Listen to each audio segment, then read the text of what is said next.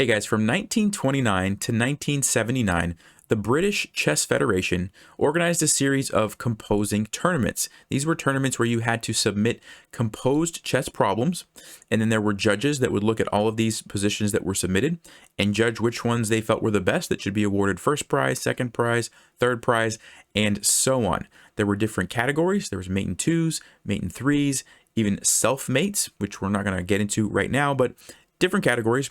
And I thought it would be interesting to go through some of the top prizes or some of the most interesting ones from some of these competitions. So today we're going to be looking at the first and second place prizes in the mate in three category from 1933. So I think you guys are going to really enjoy these.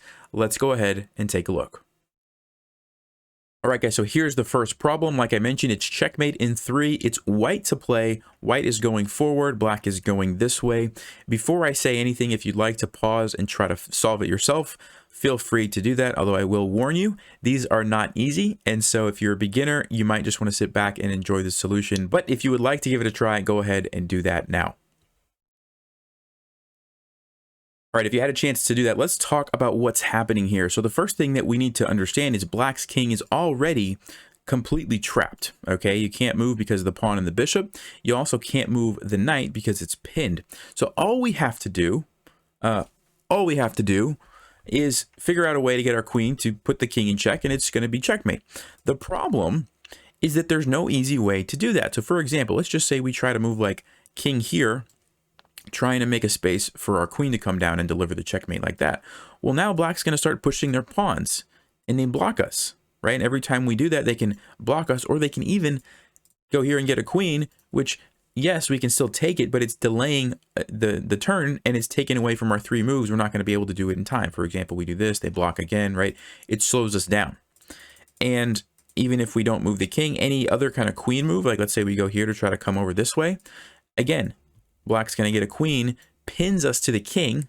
This is kind of the key idea here. We have to take it. They block us, and you can see how these pawns are interfering with our queen trying to deliver the checkmate. And this is going to be true for really any queen move. Like we could come over here, trying to come back here. Black's going to get a queen, forcing us to capture it. Or even if we try this, they're going to take it, forcing us to take it. And it's just taking too many moves, right? We're not going to be able to checkmate in three moves because of that. So the only way to win, there's only one winning move, and it's this crazy move, bishop to d6. And when you first look at it, it's kind of like, what in the world? We're basically putting the ball back in Black's court and saying, okay, now you have to make a move. You have to choose which pawn are you going to move, right? Remember, the king can't move. The knight can't move. So Black has to make a decision here. And it turns out that any pawn move leads to a mate in two, but in a different way. So this is what's really cool about this position. Check this out. If they play b2, we're going to go queen to d1, and we're coming over here to deliver the checkmate next move, and Black has no way to stop it. The normal move, before is no longer doing anything. It's not check because the pawn's in the way. We simply come over here and it's checkmate. Remember, the knight can't move because it's pinned, right? So that's pretty cool. But if we go back, we can see Black didn't have to play b2. They could have played c3. But guess what? What do you think the move is now? Well, if you did queen f1, you'd be correct. We're sneaking over this way, coming in for the checkmate. Again, this doesn't do anything because there's a pawn blocking the diagonal now, right? Pretty cool.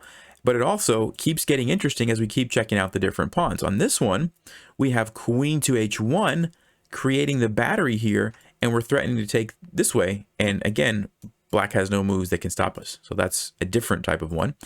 On e5, queen to c3 is the move. We're coming over here to deliver the checkmate this way. Let's go back. On f6, again, queen c3 is going to win.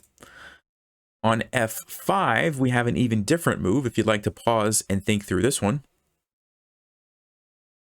All right, if you had a chance to do that, this one is queen to g7, and we're coming over here and checkmating. So you see how all of these pawn moves led to a different checkmate. Now, a question that you should be asking in your mind at this point is, why did we have to play bishop to d6? Like, it seems like we could move the bishop anywhere, right? Why is this the only move that wins? Let's go back and take a look at a different bishop move and see how it affects things differently. So let's just say instead of d6, we would have went to f4. Well, now Black can play e5, and there's a very big difference. Now when we play, like, let's say queen c3 to come over here and deliver the checkmate, it's not checkmate because our bishop is blocked and the king can actually escape, right? So for example, they just take us, we come here and black escapes. We're still going to win, but it's not in 3 moves. So part of the reason we had to go to d6 is we didn't want the bishop to be able to be blocked, okay? But then you might be saying, well, couldn't we have gone to either of these squares? Well, c7 is not the same because if you remember on f5, the only way we could win was queen to g7, right? And come over here and checkmate. Now, when we play queen to g7, this is no longer checkmate. There's a bishop blocking the queen. So because of that, bishop d6 was the only winning move, and it's pretty stunning. When I looked at this puzzle, I did not find that one. So congratulations if you did find that and you saw the idea that there was a different checkmate threat depending on which pawn black moved. All right, let's go ahead and jump over to the next position. All right, here's the next position. Again, it's white to play and checkmate black in 3 moves. Just to make sure you're oriented correctly, white is going forward, so these pawns are going this way. Black is going down this way, so all these pawns are about to become a queen. It's white to play, checkmate in 3 moves. Go ahead and pause and see if you can figure that out, and then we'll talk about the solution. All right, if you had a chance to look at that. So this is actually super interesting because, like I mentioned, all these pawns are about to become queens.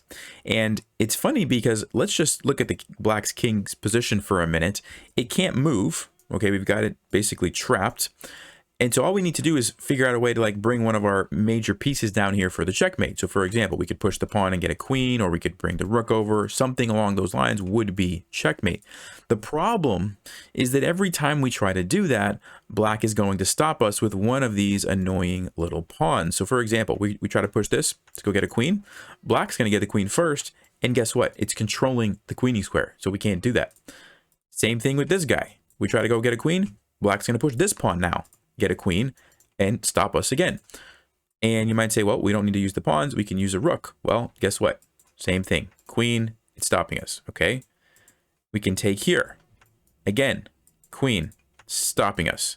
We might even try to get a little tricky. We capture this pawn with the idea that if black takes us, we're going to come down for the checkmate.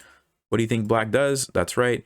Gets the queen here, which also stops us from delivering the mate. So you can see how any of our sort of obvious threats to deliver the checkmate is thwarted by one of these pawns. Any threat that we make along these files is going to be prevented. Okay, that's the big problem.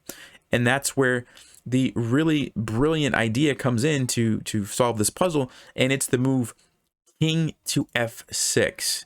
Now, before I tell you why, now that you know the move, see if you can figure out what's the point behind king to f6. Well, if you had a chance to look at that, the point is we want to clear the square for our knight. And so now, since we have 2 moves left, we're threatening to go here and deliver the checkmate with the knight and ignore the fact that black's going to get a queen. We don't even care. Like, we don't even care if black gets queen. So for example, black goes here. We play knight to e7. We're coming to g6 next to deliver the checkmate, and there's no move that black can play to stop it. And actually, any of these pawns except this one, and that's where we have to actually be a little bit careful. So for example, this pawn, same thing, knight e7, knight g6 is checkmate. This pawn, knight e7, knight g6 is checkmate. This pawn, knight e7, knight g6 is checkmate. But this pawn, if we play knight to e7, black has a move that delays the checkmate. Do you see what the move is?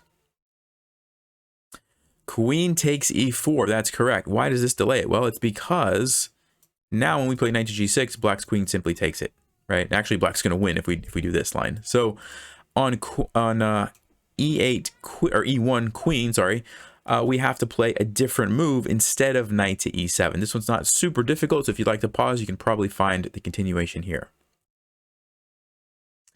Well, if you said knight to g7, you are correct. So we actually, even though the primary threat was to go here, we actually had a secondary threat of checkmating this way.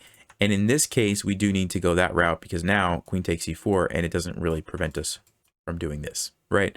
So pretty fascinating stuff. I don't think I've ever seen a puzzle like this where black has so many queens, and not just that they have so many queens to get, that each one has a purpose in preventing the checkmate, right? That's what's really cool, I think, about this puzzle. And so king to f6 was the move. Congratulations if you found that. Hopefully you guys enjoyed these. There's many more to come. Like I said, this was in 1933, and these puzzles went from 1929 all the way to 1979. So lots of puzzles to go through, and I'm looking forward to showing you guys some more of these real soon. As always, thanks for watching. Stay sharp, play smart, take care.